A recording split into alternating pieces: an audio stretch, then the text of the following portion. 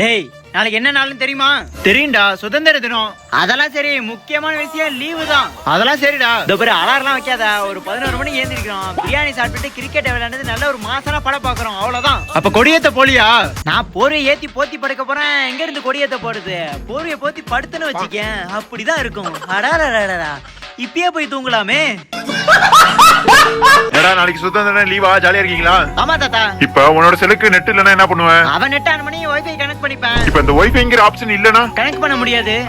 அப்ப உனக்கு சுதந்திரமே இல்லாத வாழ்க்கை நீ யோசிச்சு பாரு. அப்படி ஒண்ணு இருக்கு. இன்னைக்கு நீ நானே எல்லாருமே ஒழுங்கா ஸ்கூலுக்கு போறாங்க, வேலைக்கு பாக்குறாங்க, பாதுகாப்பா இருக்காங்கன்னா இதுக்கு பின்னாடி பல பேர் தியாகம் செஞ்சிருக்காங்க. என் கண்ணை திறந்துட்டு தாத்தா, நாளைக்கு எல்லா வேலையும் நீ பண்ணிட்டு கொடி ஏத்திட்டு தான் அடுத்த வேலையே முடிச்சிட்டு வாங்க. அதுக்கப்புறம் பிரியாணி சாப்பிடலாம். அதுக்கப்புறம் நான் சூப்பர் தாத்தா.